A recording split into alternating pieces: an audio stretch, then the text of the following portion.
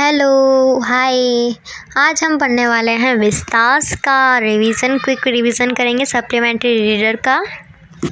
और साथ साथ में हम पूरे सब चैप्टर्स का रिवीजन कर लेंगे, क्विक रिवीजन। एंड हम ट्राई करेंगे कि सारे इंपॉर्टेंट पॉइंट इसमें कवर हो जाए, ठीक है। तो हम फर्स्ट चैप्टर की बात करें। फर्स्ट चैप्टर है हमारा द थर्ड लेवल। जैक फेनी ने रिटर्न किया था। वो बता रहे हैं कोई मिस्टीरियस वर्ल्ड होती है उसके बारे में, with through the Charlie and उसकी वाइफ एंड उनके फ्रेंड के द्वारा बता रहे हैं।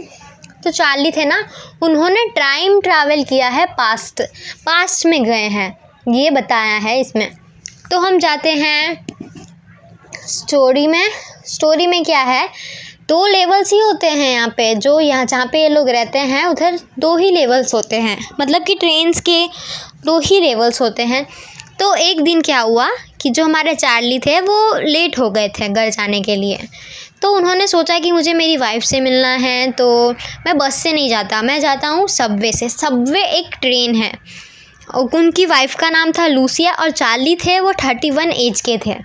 फर्स्ट लेवल था ना, वो 20th सेंचुरी की ट्रेन थी, यानी कि यहाँ से वहाँ, मतलब कि थोड़ा दूर हो, जैसे कि थोड़ा दूर जाना हो तो ये ट्रेन यूज़ कर सकते थे। सेकंड लेवल था, उसमें अब अर्बन ट्रेन थी, वो स्टेट टू स्टेट जाती है वो। और थर्ड ग्रांड लेवल वो नहीं था, एग्जिस्ट नहीं करता था, पर चार्ली को वो भी दिखा। वो 100 टाइम्स स्टोर और उसके स्टेयर्स थे, इतना दूर था वो। और चार्ली को ये पता चला तो उसने नोटिस किया, मतलब कि बहुत सारी डिफरेंट चीज़ें नोटिस की, मतलब कि उसको अलग अलग फीलिंग्स आई थी। वो सब एक बार स्टोरी रीड कर दोगे तो पता चल जाएगा। बाकी वो वहाँ पे जाके नोटिस करता है कि कोई बैठा है और वो न्यूज़पेपर पढ़ रहा है।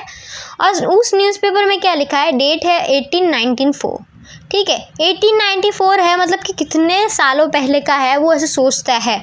और उनका सपना था, चार्ली का सपना था कि वो गेलबक्स जाए। उनको गेलबक्स की टिकट चाहिए थी, उनको टिकट्स लेनी थी, इसलिए वो पैसे देने लगे उनके पास, जो कि मनी थे। पहले सस्ता होता था तो वो मनी दिया उन्होंने। फिर उन्होंने देखा, मतलब कि वहाँ पे टिकट लेने वाले होते, वो बोलते कि ये मनी यहाँ पे नहीं चलेंगे, आप हमको दूसरे मनी ला के दो। मतलब कि वहाँ पे पहले के टाइम पे ओल्ड मनी होते थे, ओल्ड सब चीज़ें अलग अलग होती थी ना, तो डिफरेंट मनी भी होते थे वहाँ पे। तो वो चार्ली था, वो सोचता है मैं फटाफट से घर जाऊँगा और बैंक में जाऊँगा और ओल्ड मनी लेके आऊँगा। पर वो जब बैंक में गए और वापस मनी लेके जाने लगे तो उनको ऐसा कुछ मिला ही नहीं। फिर लाइफ टाइम उनको कभी नहीं मिला। उन्होंने अपनी वाइफ से भी बात की इस बारे में, उन्होंने अपने फ्रेंड से भी बात की, सैम वेनिगर। हाँ, तो सब उनको बोलने लगे कि ये साइको है, पागल है, मतलब कि उनकी बात पे ट्रस्ट नहीं कर रहा था कोई, ठीक है। तो उन्होंने अपने फ्रेंड होता है ना, उनको शेयर किया ये बात, सैम वेनियर। तो उनका फ्रेंड था, वो भी ऐसे बोलना कि तुम पागल बोल रहे हो, ऐसे सब। फिर कुछ टाइम बाद ना उनका फ्रेंड गायब हो गया।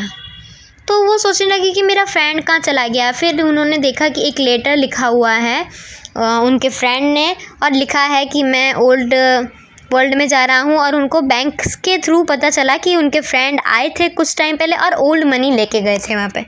तो ऐसा सोच सकते हैं हम लोग कि उन्होंने वहाँ पे जाके कोई शॉप खोली होगी। चैप्टर 2 है the tigers king, written by कल्कि। महाराजा प्रतिबंधपुरम, उनके अलग अलग नाम दिए गए हैं, सर जलानी जंग बहादुर, MAP और एक्सेट्रा आप देख लेना इसमें। तो वो मतलब कि बॉर्न हुए थे ना, तो उधर उन्होंने बहुत सारे पंडित जी को और सबको बुलाया था ताकि उस बेबी को आशीर्वाद मिल सके। और वो बेबी को आशीर्वाद देने के लिए सब आए थे, तो वो उसको बहुत आशीर्वाद दिया और ऐसे भी बोला कि ये आगे बन के ये करेगा वो करेगा। और उन्होंने नोज जो टच किया बेबी का और कहा कि ये बेबी एक दिन टाइगर से मर जाएगा। और वो बोलता है ओ वाइस, मतलब कि वैसे जो छोटा सा बेबी होता है ना, छोटू सा, वो ऐसा बोल रहा है कि ओ वाइस, मतलब कि उनकी छोटी सी 10 साल की एज में वो इतना अच्छे से बोल रहा है। तो सब शॉक्ड हो गए थे और जो बॉय था ना, जो छोटा सा बेबी हुआ था वो बॉय था, तो उनको हमेशा से मतलब कि अच्छा प्रिंस ट्रीटमेंट दिया था, ऐसा बोल सकते हैं हम लोग। तो वो हमेशा मतलब कि काऊ का इंग्लिश मिल्क पीते थे, इंग्लिश टीचर से पढ़ाई की थी उन्होंने, और इंग्लिश फिल्म्स भी देखते थे, और 20 इयर्स ओल्ड हुए तब वो राजा बन गए। और उन्होंने 10 इयर्स में ही बहुत सारी हंटिंग कर दी थी 70 टाइगर्स की। और एक बार इंग्लिश ऑफिसर आता है वहाँ पे, वो बोलते हैं मेरे को फ़ोटो खिंचाना है तो हंटिंग टाइगर का, तो वो महाराजा थे वो रिफ्यूज़ कर देते कि नहीं यहाँ पे ये नहीं हो सकता। पर इंग्लिश ऑफिसर बोल रहे थे कि नहीं, मुझे सिर्फ फ़ोटो पाड़ना है। उनको कलेक्शन से कुछ कलेक्शन करने का शौक़ होता है, ऐसे उनको फ़ोटोज़ कलेक्शन का था, तो उन्होंने रिफ्यूज़ कर दिया। फिर उन्होंने सोचा कि 30 रिंग्स भिजवा देता हूँ मैं, मतलब कि 50 रिंग्स भिजवा देता हूँ मैं 3 lakhs की। उन्होंने 50 रिंग्स भिजवाई उनकी वाइफ़ के लिए, ऑफिसर की वाइफ़ के लिए, पर ऑफिसर की वाइफ़ ने सारी की सारी रख ली। और राजा को लगा था कि वो 4-5 या 3-4 लेंगे, पर उन्होंने तो सारी रख ली। उसके बाद 30 टाइगर्स बचे थे। उसके बाद ये हुआ, मतलब कि मैरी, मतलब कि वो गर्ल थी, उसको 4 सूट 3 रिंग भिजवाई। उसके बाद एक टाइगर बचा था, तो वो कहीं मिल नहीं रहा था, सारे टाइगर्स भाग गए थे डर के। तो सबने सोचा कि क्या हो गया, अब टाइगर नहीं मिल रहा है, महाराजा क्या करेंगे। और उन्होंने बोला कि जो भी टाइगर मिलेगा जिसको भी, मैं उधर से टैक्स हटा दूंगा, उस विलेज से, सब जगह से टैक्स हटा दूंगा। और जो दीवाना होता है ना, वो महाराजा का ही कुछ रिलेशंस में होते हैं, तो वो टाइगर था, वो दीवानास के मतलब कि उनके ही हाउस में मिला था, और वो बहुत ही ज़्यादा बीमार था। और फिर भी वो लोग लेके आए टाइगर को मारने के लिए फॉरेस्ट में। एंड फॉरेस्ट में जाके वो लोग मारना चाहते थे, मतलब कि मार भी दिया था। हमारे जो राजा थे उन्होंने मार दिया, उनको टाइगर को मार दिया, ऐसा राजा को लग रहा था, पर राजा ने नहीं मारा था, क्योंकि जो राजा के सिपाही होते हैं ना, उन्होंने देख लिया कि ये भी थी जिंदा है, राजा चले गए उसके बाद, तो उन्होंने मार दिया था। तो जो हमारे राजा थे उनका बेबी हुआ, उनकी वाइफ हो, मतलब कि शादी हो गई थी, तो उनका बेबी हुआ, उसका 3rd बर्थडे था। तो उन्होंने सोचा कि कुछ गिफ्ट लेके जाता हूँ, तो उन्होंने सोचा कि मैं टाइगर ही लेके जाता हूँ। लकड़ी का टाइगर होता है ना, छोटा सा टाइगर, क्रॉय, तो वो रियली में 2 अन्नास का था, बट उनके जो सेलर था उसने सोचा कि हमारे राजा यहाँ पे सस्ता होगा तो नहीं लेंगे, तो 300 रुपीज़ ऐसा कुछ करके बताया, और उन्होंने ले लिया। फिर वो छोटी सी फांस होती है ना, वुडन होता है, वो उनके हाथ में घुस गया, मतलब कि ऑपरेशन करवाना पड़ा था उनको। ऑपरेशन कराने के बाद भी वो मर चुके थे। चैप्टर 3 है journey to the end of earth, Ishani Doshi ने लिखा है। एंटार्क्टिका के बारे में बात की, एंटार्क्टिका में जहाँ पे इस पोएम में, इस स्टोरी में बताया गया है कि कोई ह्यूमन, कोई एनिमल सर्वाइव नहीं कर सकता है वहाँ पे, कोई नहीं रह सकता है वहाँ पे, बहुत ज़्यादा ठंडी होती है। 100 किलोमीटर्स ट्रैवल करके हमारे ईशानी दोषी वहाँ पे गए, और वहाँ पे मतलब कि देखने के लिए कि कैसा वेदर है एंड ऑल। और वो अकेले नहीं गए थे, वो एंटार्क्टिका वहाँ पे स्टूडेंट ग्रुप के साथ गए थे। और ऐसा है 90% ऑफ आइस है ना हमारी एंटार्क्टिका में ही मौजूद है, मतलब कि सोच सकते हो 10% ही हमारे मतलब कि यहाँ पे वर्ल्ड में है, कह सकते हैं हम लोग ऐसा। और मतलब कि वर्ल्ड में तो नहीं, 90% बट एंटार्क्टिका में है। और वो लोग वहाँ पे 14 डेज़ रहे थे। 6 मिलियन ईयर्स पहले मतलब कि लैंड मास हुआ करता था वहाँ पे, गोंडवाना था, तो वो Gondwana broken into different countries में हो गया, मतलब कि अलग हो गया। और जो हमारी ऑथर है ईशानी दोषी, वो कह रहे हैं कि आपको भी यहाँ पे एंटार्क्टिका एक बार आना चाहिए, वहाँ पे आपको पता चलेगा कि क्या क्या है, मतलब कि कैसा नेचर होता है। और जो आइज़ है वो मेल्ट हो रही है, नेचर डिस्ट्रॉय हो रहा है, वहाँ पे एनिमल्स नहीं रह सकते क्योंकि नेचर डिस्ट्रॉय हो रहा है, क्योंकि हमारा जो पॉल्यूशंस है उसकी वजह से। और कुछ इम्पैक्ट्स है ना, वो बहुत बड़े बन जाते हैं पॉल्यूशंस एंड इन सब की वजह से। जैसे कि ओजोन लेयर की बात करी जाए तो वो थीन हो रही है, और इन फ्यूचर वो हार्म हो सकती है हमको। फ्यूल के बारे में बात की जाए, फ्यूल का बहुत बैड इम्पैक्ट होता है हमको। हम ही हैं एक जो इम्पॉर्टेंट प्ले रोल कर रहे हैं एनवायरनमेंट को ख़राब करने में। और बस चैप्टर में यही है, ग्लोबल वार्मिंग एंड इन सब के बारे में बताया है कि हमारी वर्ल्ड जल्दी मर जाएगी, ख़त्म हो जाएगी, ऐसा ही रहा तो। And the end of the story यही है कि हमको पॉल्यूशन नहीं करना चाहिए। सो हमारा चैप्टर 4 है, सबसे बड़ा चैप्टर है विस्तास का तो एनीमी। और पॉल एस बक ने लिखा है डॉक्टर सदाओ हॉकी है, वो जापानी थे, वो दरिया के साइड रहते थे और वहाँ पे पाइन ट्रीज़ बहुत सारे उगे हुए थे। तो वो पाइन ट्रीज से अपनी चाइल्डहुड की स्टोरी बताते हैं कि वो छोटे थे, वो तब वो पाइन ट्रीज में चढ़ते थे और वो भी नंगे पाँव चढ़ते थे।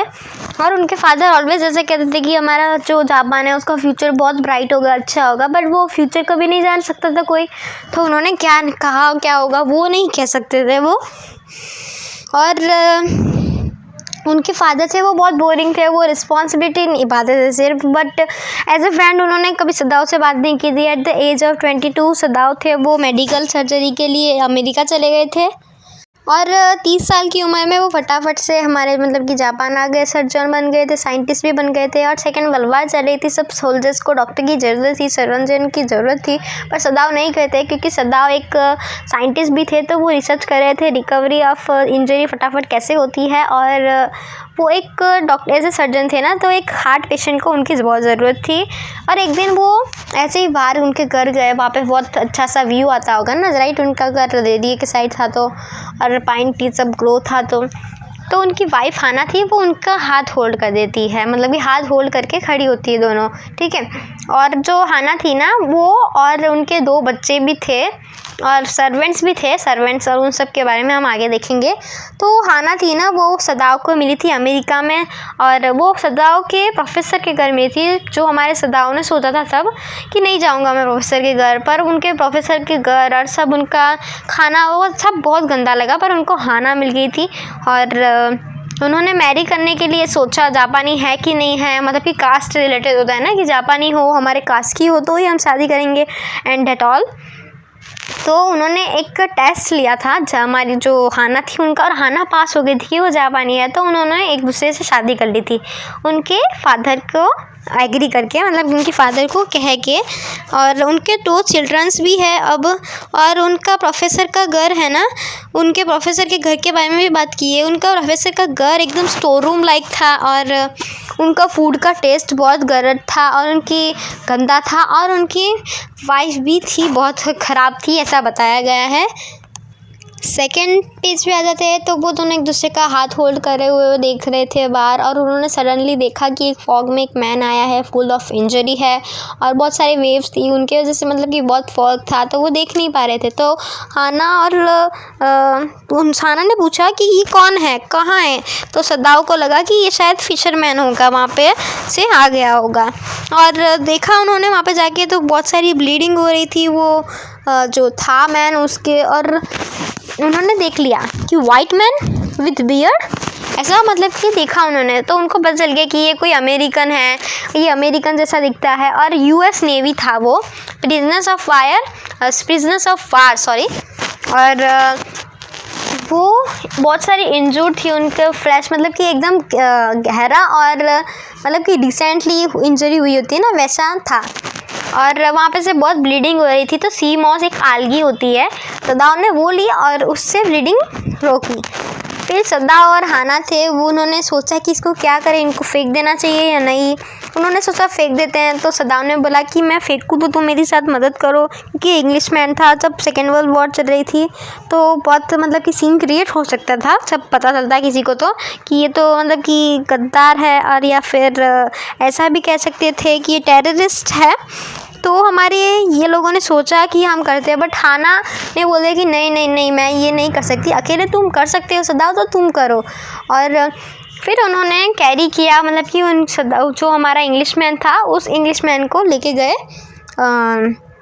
उनके घर में। और फिर भी ये कह रहे थे कि all Americans are enemies of Japan. और हाना थी ना, उसने कहा कि हमको हमारे चिल्ड्रंस एंड हमारी पोजीशंस के बारे में भी सोचना चाहिए। अब हम नहीं सोचेंगे तो हमारा मतलब कि आगे फ्यूचर बहुत ख़राब हो सकता है। बट वो लोग घर लेके गए और सदाओ के फादर डेथ हो गए थे ना, तो उधर ही उनको रखा और ब्लैंकेट भी उड़ाया, ब्लैंकेट कवर किया वो डर्टी मैन को और बोला छी ये कितना गंदा आदमी है, छी कितना गंदा दिख रहा है। और मतलब कि यहाँ पे बहुत डर्टी हो चुका था। तो सदाओ ने बोला कि मैं क्लीन कर देता हूँ। तो हमारी जो हाना ने बोला कि नहीं मुझे अच्छा नहीं लगेगा जब तुम उसे छूओगे, क्योंकि वो इंग्लिशमैन है तो उसने बोला कि मैं हाँ यूमी को बोल देती। यूमी उनकी एक सर्वेंट है क्लीनिंग के लिए, उन्होंने बोला।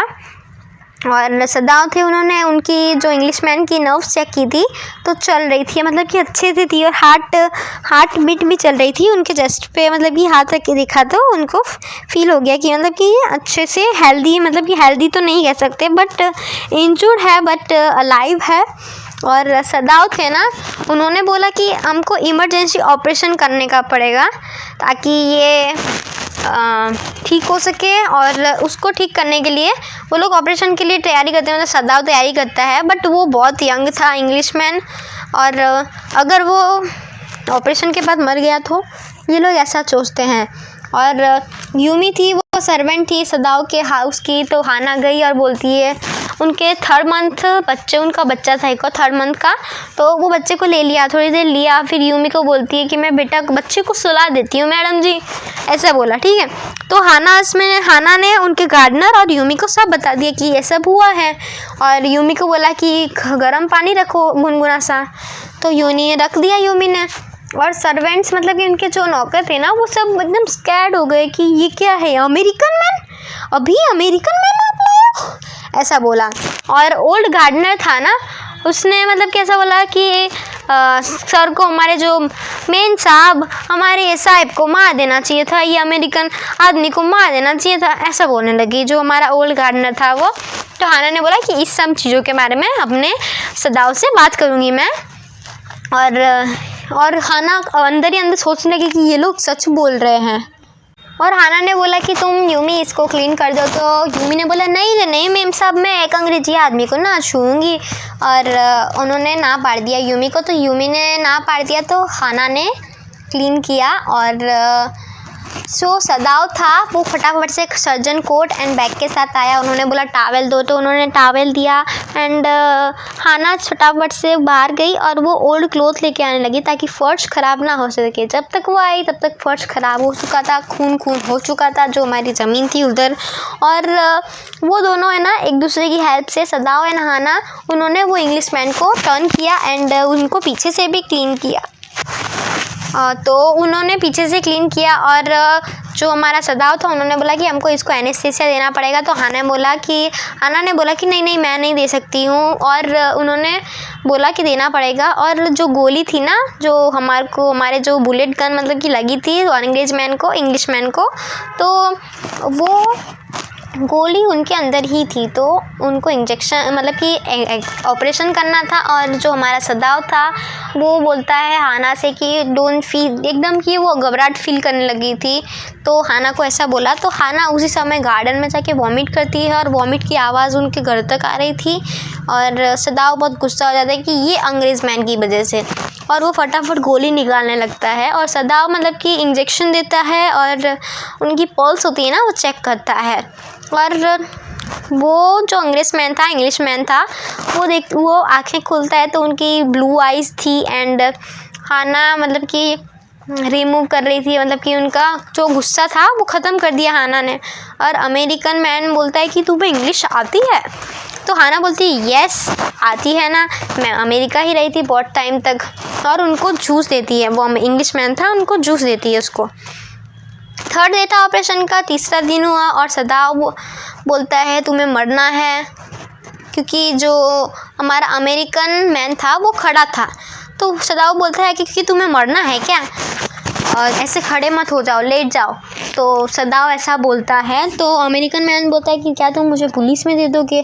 तो सदाव बोलता है मुझे खुद नहीं पता मैं क्या करूं। एंड मतलब कि एक दूसरे को दोनों देखने लग जाते हैं। सर्वेंट्स थे वो मतलब कि जो नौकर थे वो ऐसे सोचने लग जाते कि हाना और सदाव अमेरिकन मैन को पसंद करते हैं। और ओल्ड गार्डनर है, वो बोलता है कि ये लोग क्यों हेल्प कर रहे हैं। और ये सब सुना रहे थे हाना को। यूमी को ऐसा बोलते हैं कि यूमी ये लोग ऐसा क्यों कर रहे हैं और उनको क्या पसंद है क्या। और ये सब ऐसा एक दूसरे से बात कर रहे थे कि इन लोगों को पसंद है। और वहाँ पे ये लोग जानबूझ के हाना को सुना रहे थे। ऑपरेशन का 7th डे हो जाता है। ऑल सर्वेंट थे वो लोग छोड़ देते हैं घर उनकी सैलरी लेके। यूमी बोलती है कि मैम साहब अब ये बच्चे को मेरी ज़रूरत हो कभी भी किसी टाइम पे भी तो मुझे बुला दीजिएगा, मैं आ जाऊंगी। और हाना अंदर ही अंदर सोच रही कि तुम लोगों को मैं नहीं बुलाऊंगी। मतलब कि उनके माइंड से ऐसे सोच रही थी कि मैं नहीं बुलाऊंगी अब तुम्हें कभी, क्योंकि कुछ लोग होते हैं ना, कभी हम कुछ अच्छा करने जाते हैं तो हमको कुछ किसी और ना किसी और चीज़ से डाइवर्ट कर लेते हैं। तो मतलब कि ऐसा हम सोच सकते हैं। 15th डे हुआ, सदाव ने रिमूव कर दिए स्टिचेस, जो टांके थे लिए थे वो रिमूव कर दिए। और वो ऐसे ही लिख रहे थे बैठ के 21 फ़रवरी को अमेरिकन मैन आया था और ऐसे सब। और आफ्टरनून में एक गवर्नमेंट मैसेंजर आता है। हाना देख के बहुत ही घबरा जाती है, बहुत डर जाती है कि अब क्या होगा। हाना को लगा कि ये इंग्लिश मैन के बारे में पता चल गया है, जो सर्वेंट्स थे उन्होंने बता दिया है। और हमारा जो मैसेंजर गवर्नमेंट मैसेंजर था वो बोलता है कि सर आपको आना पड़ेगा ऑपरेशन के लिए। तो हाना बोलती है यही बात थी। और मतलब कि वैसे शॉक हो जाती है कि अच्छा है यही बात थी। वो सदाव के पास गई थी बोलने सब कुछ, बट वो मुंह से कुछ नहीं बोल पाई और मैसेंजर आके बोला कि ऑपरेशन है। फिर जो सदाव है वो जाता है वहाँ पे, वो हार्ट मतलब कि डिसीज़ वाले पर्सन के बाद। और जनरल मतलब कि वो एक मैन था उनको बोलता है ये सब बात बताता है। तो वो लोग सोचते हैं कि मैं भेजूँगा आदमियों को ताकि इसको हम मार सकें, जो इंग्लिश मैन है उसको। और सदाव वेट करता है। सदाव उनको जो इंग्लिश मैन है उसको हॉल में सुलाता है। और कुछ रात को आवाज़ हो रही थी, उससे हमारे सदाव को लगता है कि ये इंग्लिश मैन ने मतलब कि जो जनरल है उन्होंने भेज दिया है उनके आदमियों को, पर नहीं भेजा था। और वो हमारा जो रियल में थे ना वो जनरल वो भूल चुके थे। सो ऐसा कुछ टाइम तक चलता है, 2-4 दिन चलता है। सदाव को लगेगा कि ये लोग आ गए हैं। हवा की आवाज़ से डोर ऐसे ऐसे बड़बड़ जो अथड़ रहा था, जो आवाज़ मतलब कि ऐसे जो भटकाने की आवाज़ आती है ना जोर जोर से, वैसे भटका रहा था डोर। तो उनको ऐसा लगता था कि ये इंग्लिश वो लोग आ गए मारने के लिए। बट कुछ टाइम बाद सदाव बोलता है अमेरिकन मैन को कि तुम बहुत अच्छे गुड और वेल हो चुके हो, तो जाओ अब यहाँ से। अमेरिकन मैन बोलता है कि कैसे? सदाव बोलता है कि एक बोट ले लो, खाना ले लो, एक टॉर्च ले लो और फायर मत करना, वहाँ पता चल जाएगा। और अमेरिकन मैन बोलता है कि थैंक यू भाई, तुम्हारी वजह से मैं ज़िंदा हूँ। तुमने इतना ध्यान रखा, मेरा इतना ऑपरेशन किया, और तुमने मेरे को मतलब कि जो पुलिस थी उन सब के पास नहीं भेजा, इसलिए थैंक यू बोल के वो चला जाता है। बस यही था पूरे स्टोरी का एंड। बहुत बड़ी थी ना। तो हमारी चैप्टर 5 है ऑन द फेस ऑफ 8। हाँ, मतलब कि सुसान हिल ने लिखी है। ये सबसे ईजीएस्ट चैप्टर है, मैंने इससे कि लिखा भी है ऊपर। इसमें डेरी है वो मतलब कि उसका बर्न फेस है। मिस्टर लैम है, उनका एक पैर नहीं है और एक पैर मतलब कि लकड़ी वाला होता है ना वैसा पैर है। और वो डेरी की मदर के बारे में, तो डेरी था उसका बेन था, जो फेस था वो बर्न्ड था बहुत, मतलब कि बहुत ही ज़्यादा जला हुआ था। और उसी वजह से डेरी से कोई बात नहीं करना चाहता था। वो बोलते थे छी ये कितना गंदा है, और उससे दूर रहते थे हमेशा।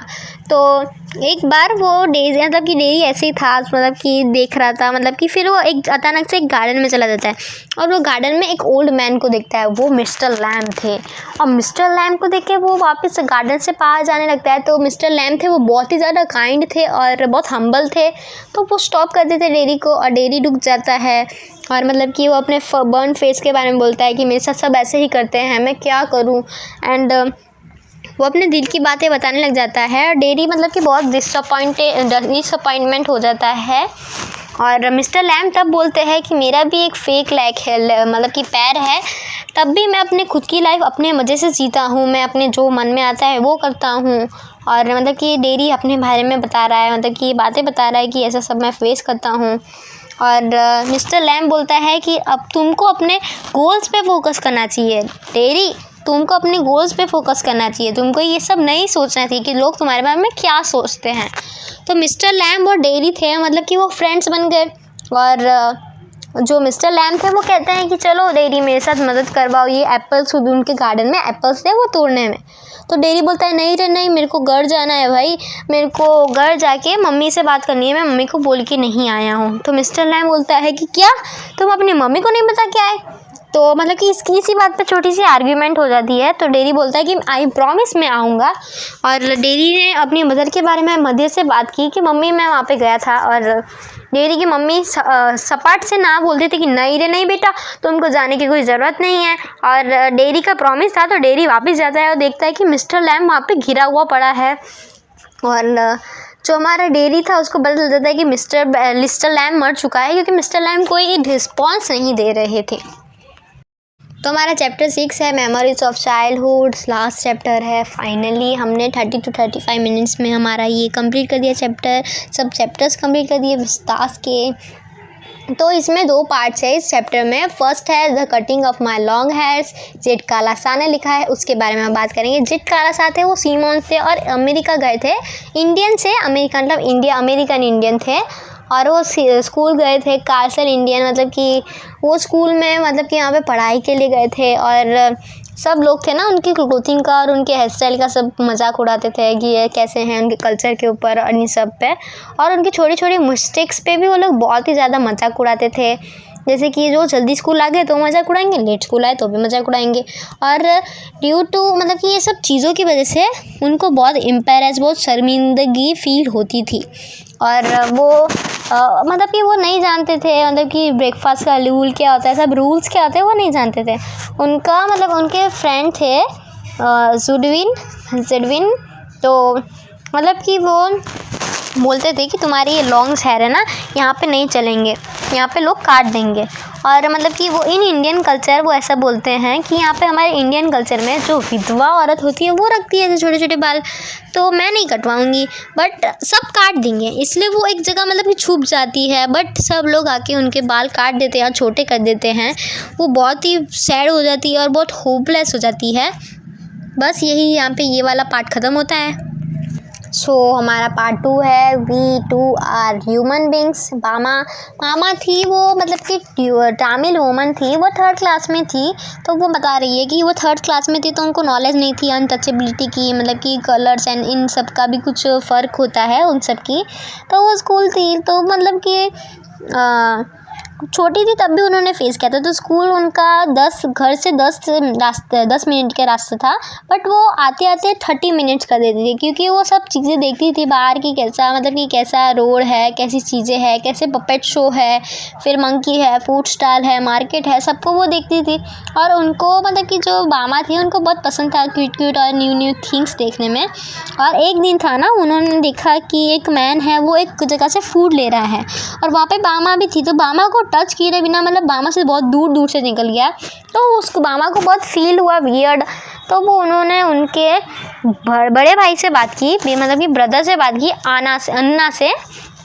तो वो अन्ना ने बताया कि लो कास्ट लोग होते हैं, वो लोग ऐसा लगता है उनको कि हम लोग इम्प्योर है हमारे कलर की वजह से, या हमको छूने से वो इम्प्योर हो जाएंगे। और वो सोचती रह जाती कि ऐसा क्यों करते हैं लोग। एंड हमारा विस्तास का जो भी हमारा जो स्टोरी थी सारे के सारे 6 के 6 चैप्टर्स ख़त्म किए। सो कॉन्ग्रेचुलेशंस।